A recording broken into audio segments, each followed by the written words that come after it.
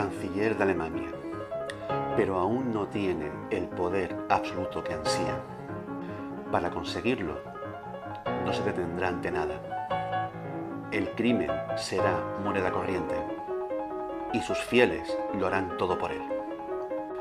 Hitler, de canciller a Führer. En el vídeo anterior habíamos llegado al punto en el cual el presidente Hindenburg prácticamente se ve obligado a nombrar canciller de Alemania a Hitler. Sin embargo, el hecho de que Hitler sea canciller no le asegura el poder total. De hecho, su posición todavía es bastante precaria, puesto que no goza de una mayoría parlamentaria que le respalde. Hindenburg lo ha nombrado canciller por decreto. Así que debe afianzar su posición y rápido. Tan solo 4 semanas después de que Hitler fuese nombrado canciller, se declaró un gran incendio en el Reichstag, el Parlamento alemán.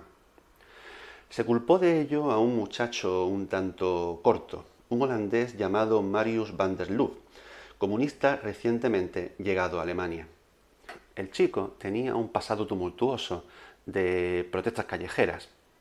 Incluso estaba enemistado con los líderes de su propio partido.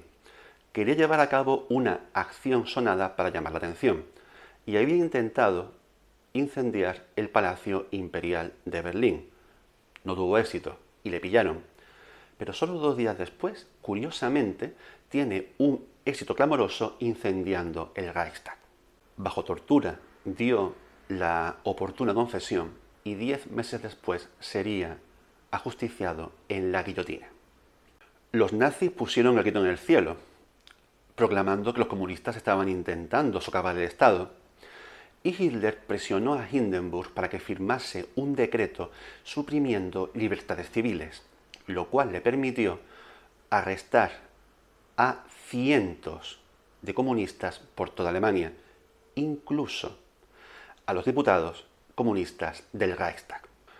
De este modo, dejando vacíos esos escaños, casi un centenar, los nazis tendrían la mayoría que les hacía falta.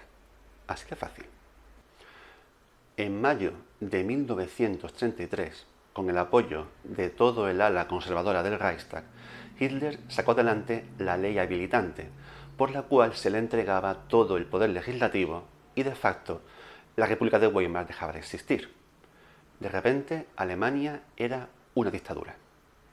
Y todo el pueblo alemán asistió a este espectáculo con la boca abierta, y nadie hizo nada. Pero, por otra parte, ¿quién podría haber hecho algo? Los nazis cada vez daban más miedo. Ya no eran solo los matones de taberna de las SA. Dentro de este cuerpo paramilitar había surgido otro, la Schutzstaffel, la temida SS, que al principio solo era una especie de guardia personal para Hitler y otros miembros del partido, pero que para 1933 ya era una especie de versión elegante de las SA, igualmente dirigida a sembrar el terror, pero sin tanto alboroto. Su jefe ya era Heinrich Himmler y tenía como mano derecha al terrible Reinhard Heydrich. Mediante las SA y las SS, los nazis podían hacer lo que quisieran, a quien quisieran. Entre ambas formaciones superaban con mucho el volumen total del ejército y de todas las fuerzas policiales de Alemania. Y Hitler, surgido de la nada, fue el arquitecto de todo, con la inestimable colaboración de Hermann Göring, pero sobre todo de Joseph Goebbels. Martin Bormann haría acto de presencia en el círculo íntimo de Hitler en 1934. Himmler, el eficaz jefe de las SS, pese a contar con la confianza de Hitler, nunca fue de los íntimos. Quien sí era un íntimo de Hitler, pero estaba empezando a ser un fastidio, era Ernst Röhm, jefe de las SA. Röhm se había ido a Bolivia como instructor militar en 1929. Al volver a Alemania siguió siendo jefe de las SA, pero no paraba de calentarle la cabeza a Hitler con la idea de que las SA debían absorber al ejército regular alemán. De hecho, las SA, como he dicho, eran mucho más numerosas, y que él mismo debería ser el jefe de Estado Mayor. Esta posibilidad horrorizaba a los militares, que veían a las SA como lo que realmente eran, una banda grande, pero banda al fin y al cabo de matones. Hitler necesitaba a los militares. Había tratado de seducirlos con promesas de rearme y de incrementar el número de efectivos, más allá de los 100.000 que imponía las restricciones del Tratado de Versalles. Lo cierto era que los oficiales que estaban al frente del ejército no se fiaban de Hitler en absoluto. Ellos estaban forjados en la más rancia tradición militar prusiana y Hitler había sido un simple cabo. Si no se libraba de Röhm y sus pretensiones, corría el riesgo de enfrentarse a un golpe militar. Por otra parte, la SA estaba siendo ya un problema en sí misma. Por un lado, daba bastante mala imagen, y por otro, su obediencia al partido estaba más que en cuestión, puesto que cada vez Röhm tenía más poder y cada vez los hombres de las SA obedecían más a sus propios líderes locales que a los hombres del partido. Por otra parte, la SA estaba demasiado cercana a las posturas populistas del ala izquierda del partido nazi, cuyo máximo representante era Gregor Strasser. Así que, de un modo u otro, había que meter a las SA en cintura. De este modo se fraguó la famosa Noche de los Cuchillos Largos, que en verdad duró 4 días. El objetivo principal de la agenda era quitar de en medio a Röhm y a los mayores líderes locales de la SA, pero ya puestos, se llevó a cabo algo que es de muy buen tono en la mayor parte de dictaduras, de un signo o de otro: una buena purga. La inteligencia de las SS elaboró un completo dossier falso en el cual se acusaba a Röhm de querer derrocar a Hitler. Y también se elaboró una lista de disidentes, opositores y sencillamente elementos a los que ajustar cuentas. Se asesinó a Gregor Strasser, entre otros miembros a la izquierda del partido nazi. ¿Se acuerdan ustedes de Gustav von Kahr, el presidente del gobierno bávaro que dejó a Hitler en la estacada cuando el putsch? 10 años después, Hitler aún se acordaba de él y también lo eliminó. Las muertes oficiales fueron 83.